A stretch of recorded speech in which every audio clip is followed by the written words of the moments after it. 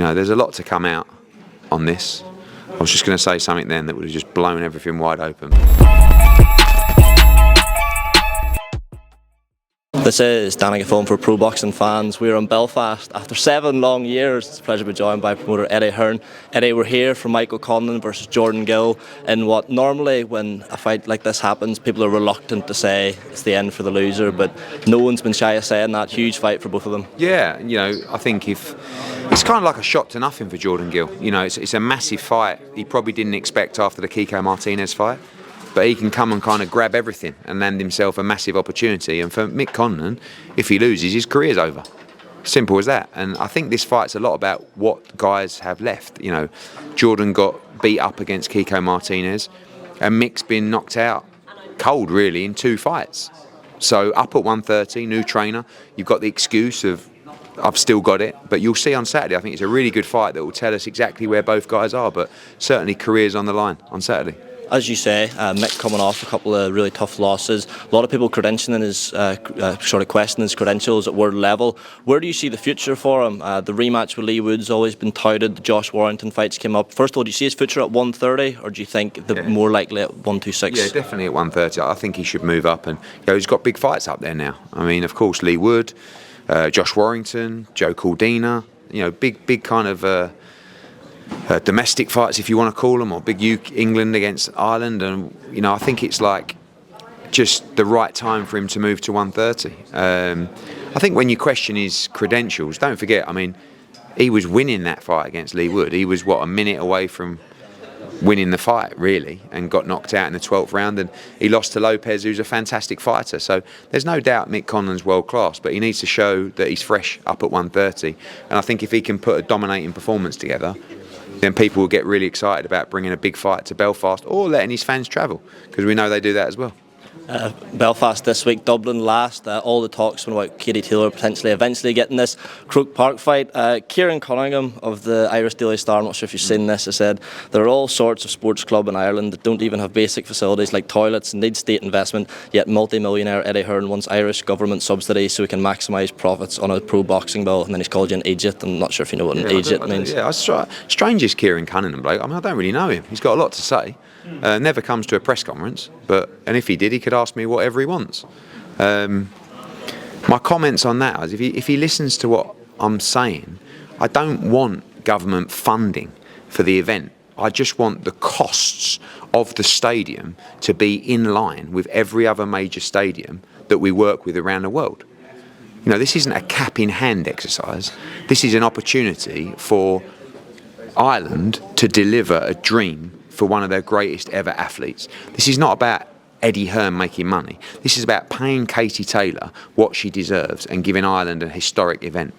So, I think when we talk about investment in clubs, no one pushes harder to government and councils than me trying to convince them to spend more money within the community for amateur boxing clubs. You see that, we do it every single week. So we already cover that basis, but sometimes people try and pick at whatever they can pick at. So, it's not about multi-millionaire Eddie Hearn trying to get money out of the government. I'm trying to get Katie Taylor an opportunity and give her what she deserves. We're not saying, Irish government, give us £1 million of funding, but yet they'll fund another sporting event. I mean, you don't hear Kieran Cunningham talk about other events that the Irish government are funding to bring and support to the country, when you've got one of your very own born and bred legends who we can create the most historic night for her and for Irish sport. So, of course, all amateur boxing clubs should receive as much funding as they want. And we don't want funding, we just want parity between Croke Park and Wembley Stadium or Dallas Cowboys. And I don't think that's a lot to ask. Okay, Eddie, it's been a really rollercoaster week on the Ben Eubank front. At the start of the week, the Daily Mail reported that the deal was close to being finalised, and then within a couple of days, Robert Smith came out and said he had received the request for Conor Benn to fight under the board licence, which was rejected. Just your reaction to that? Yeah, I mean, it was nice of Robert Smith to explain himself on TalkSport rather than to us, but we kind of become used to that now. The fight is not made. I saw the reports in the Daily Mail. It wasn't made then. It's not made as we have this conversation, but we hope it will get made in the next 72 hours. And really, that's the time frame. And if it doesn't, then it might not happen. But we're doing everything we can to get the fight made. If we make the fight, we'll then decide how we're going to move forward. There's a lot of things that were said on TalkSport yesterday that will be dealt with by Conor Benn's lawyers because it was complete lies. A lot of what was said from Robert Smith. And we have to deal with it. I'm struggling to come to terms with why Conor Benn is being treated so differently to other fighters that have had incidents in the past. World champions, bigger profile names than Conor Benn. None of it makes sense. But we are where we are. My focus is just on making a fight, and that's what we're going to try and do this weekend. Do you think maybe Conor's public criticism of the board might be something to do with why he's been treated, in your words, slightly differently? It shouldn't be, really. I think that at the end of the day, there's a lot to come out on this. I was just going to say something then that would have just blown everything wide open, but I'm not going to say it.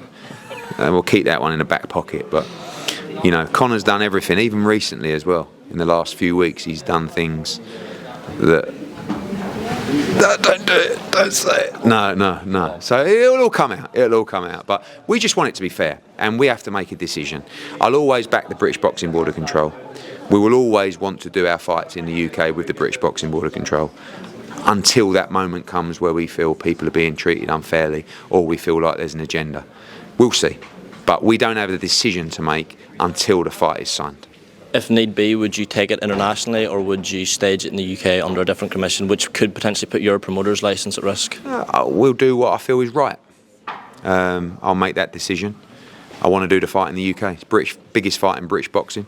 Obviously, there's multiple promoters involved with different licences, and there's many ways we could move forward. We would always like to do it with the British Boxing Board of Control. You have to stand up for what you believe is right as well. If it does happen in February, it won't be the only big fight. Fury Usyk's tipped and signed for February 17th as well.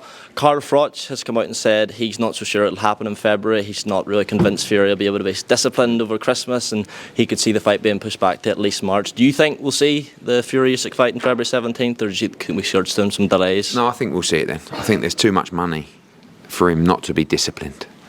I think people's discipline can change very quickly when there's a lot of money involved.